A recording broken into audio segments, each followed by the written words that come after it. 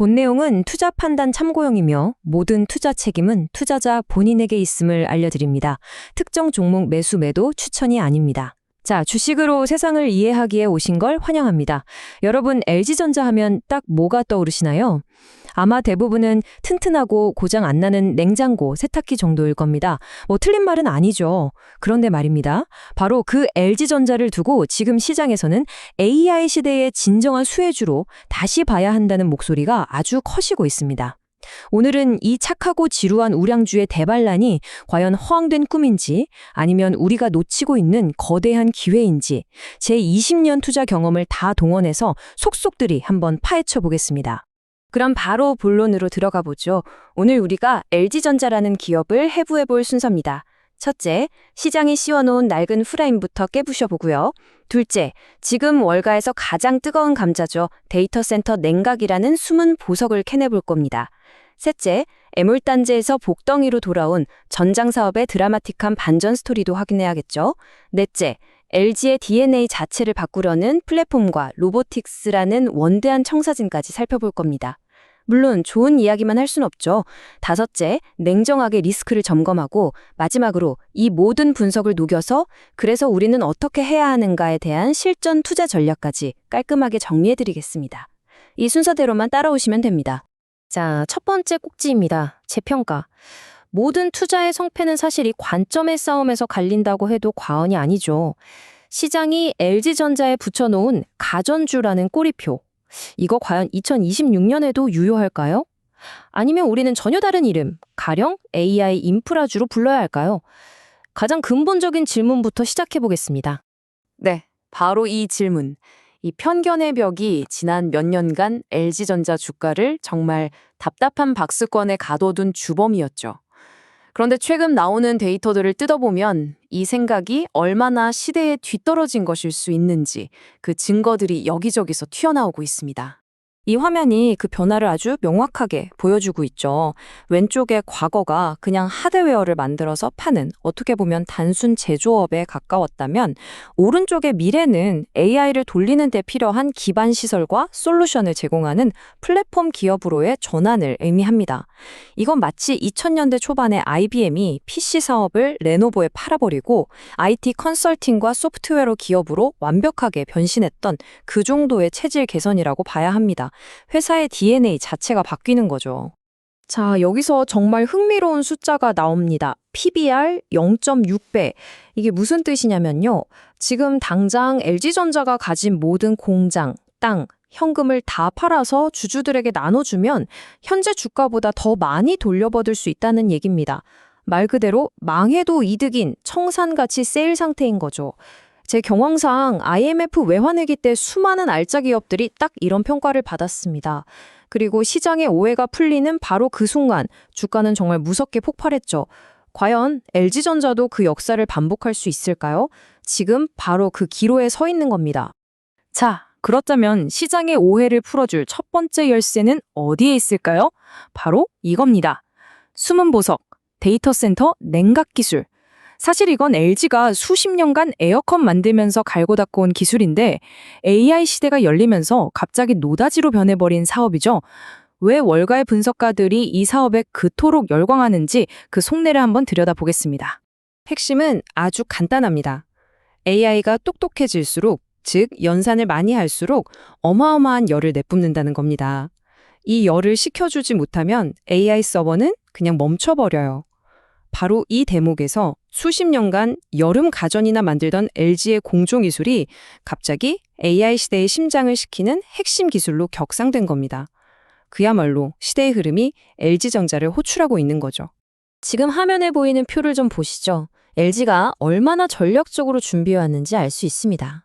맨 위 공랭식은 지금 당장 쓸 수 있는 현재 기술, 가운데 액체 냉각은 고성능 AI 칩을 위한 특화 기술, 그리고 맨 아래 액침 냉각은 아예 서버를 기름 같은 액체에 통째로 담가버리는 미래의 궁극 기술입니다.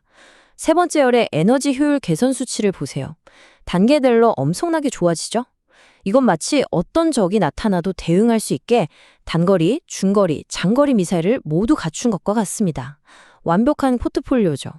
바로 이 차트가 시장의 오해가 빚어낸 코미디 같은 상황입니다. 데이터 센터 냉각 솔루션 하나만 파는 경쟁사 버티브는 미래 가치를 인정받아서 주가 수익 비율, 즉 PE가 무려 93배에 달합니다. 그런데 더 넓은 기술 포트폴리오를 가진 LG전자는 고작 7배예요. 이 보고서 내용은 참 희망적인데 왜 LG전자 주가는 아직도 제 월요일 아침 출근길처럼 무거운지 모를 일입니다. 물론 사업 구조가 다르다는 점은 감안해야겠지만 이 정도의 격차는 LG의 냉각 사업 가치가 주가에 거의 반영되지 않았다는 강력한 반증이 될 수 있습니다. 자, 세 번째 이야기로 넘어가 보겠습니다. 지난 10년간 LG전자 실적 발표 때마다 발목을 잡고 주주들 속을 까맣게 태웠던 아픈 손가락이 있었죠. 바로 자동차 부품, 전장 사업입니다. 그런데요, 그 미운 오리 새끼가 어느 날 갑자기 100조 원짜리 황금알을 품고 나타났습니다. 그야말로 드라마틱한 반전이죠. 지금부터 그 이야기를 해보겠습니다. 100조 원, 이 숫자의 무게를 아셔야 합니다. 이건 앞으로 잘 될 겁니다 같은 희망 회로가 아니에요. 이미 글로벌 완성차 업체들과 계약을 다 끝내서 미래에 반드시 들어올 확정된 매출입니다. 투자자 입장에서 이보다 더 확실한 성장 스토리가 또 있을까요? 미래의 불확실성을 상당 부분 지워주는 아주 믿음직한 숫자죠. LG가 파는 건 단순히 자동차 오디오나 내비게이션이 아닙니다.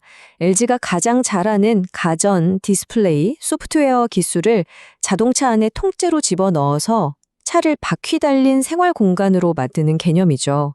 운전하다가 차 안에서 건강 상태를 체크하고 집에 있는 세탁기를 돌리고 냉장고에 뭐가 남았는지 확인하는 세상. LG가 그리는 미래 자동차의 모습은 바로 이런 겁니다. 자, 지금까지가 현재와 가까운 미래를 책임질 성장 동력이었다면 지금부터는 LG전자의 기업 가치 자체를 완전히 다른 레벨로 끌어올릴 수 있는 게임 체인저에 대해 이야기해 보겠습니다. 바로 플랫폼과 로보틱스입니다. 만약 이 두 가지가 계획대로만 된다면 LG는 한번 팔고 끝나는 제조업체가 아니라 구글이나 애플처럼 지속적으로 돈을 버는 플랫폼 기업의 DNA를 갖게 되는 겁니다. 이 표에서 가장 주목해야 할 숫자는 바로 첫 번째 줄의 누적기 기수입니다.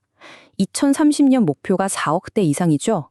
이게 뭘 의미하냐면 그냥 TV 4억 대를 팔았다는 게 아닙니다. 4억 개의 광고판과 구독 서비스 창구를 전 세계 거실에 깔았다는 뜻이에요. TV 한 대 팔고 끝나는 게 아니라 그 안에 심어놓은 웹 OS라는 운영체제를 통해 광고 수익, 콘텐츠 구독료를 계속해서 벌어들이는 거죠. 그야말로 마르지 않는 현금 파이프라인을 구축하는 겁니다. 로봇 사업을 보는 LG의 시각도 아주 영리합니다. 그냥 로봇 완제품을 조립해서 파는 수준이 아니에요. 화면 왼쪽을 보시면 로봇의 근육과 관절 역할을 하는 핵심 부품, 액추에이터를 직접 만듭니다. 그리고 오른쪽 아래를 보면 로봇의 두뇌가 될 자체 AI 모델 X1까지 탑재하죠. 핵심 부품과 두뇌를 모두 내재화했으니 이걸로 의료용, 물류용 로봇을 만들고 심지어 구독 서비스로 빌려주기까지 합니다. 생태계 전체를 장악해서 시장의 룰을 만들겠다는 야심이 보이는 대목이죠. 자, 이제 잠시 흥분을 가라앉히고 냉정해질 시간입니다. 아무리 좋은 투자 아이디어라도 반드시 그림자를 살펴봐야죠. 훌륭한 분석은 언제나 균형 감각에서 나옵니다. 과연 LG전자의 이 거대한 변신 앞에 놓인 현실적인 장애물들은 무엇이 있을까요? 이런 리스크들은 절대 가볍게 볼 수 없는 것들입니다. 우리가 그렇게 극찬했던 데이터 센터 냉각 사업? 무선 가격 경쟁력을 앞세운 중국 업체들이 언제 치고 들어올지 모릅니다. 백조 수주 잭팟이라던 전장 사업? 전기차 시장이 갑자기 얼어붙으면 그 계약이 늦춰지거나 줄어들 수도 있죠. 그리고 무엇보다 코끼리를 춤추게 하는 것만큼이나 어려운 게 바로 대기업의 조직 문화를 바꾸는 겁니다. 이 모든 허들을 넘어야만 우리가 봤던 장밋빛 청사진이 현실이 될 수 있다는 점 반드시 기억해야 합니다. 좋습니다. 기회와 리스크 양쪽을 모두 짚어봤습니다. 그럼 이제 이 모든 정보를 바탕으로 그래서 우리는 어떻게 투자해야 하는가? 구체적인 실전 시나리오를 한번 짜보겠습니다. 섣부른 예측은 금물이죠. 투자는 언제나 확인하고 또 확인하는 과정입니다. 저는 이 4단계 전략을 제안합니다. 첫째, 다가오는 1분기 실적 발표에서 정말로 의미 있는 변화가 숫자로 찍히는지 두 눈으로 확인해야 합니다.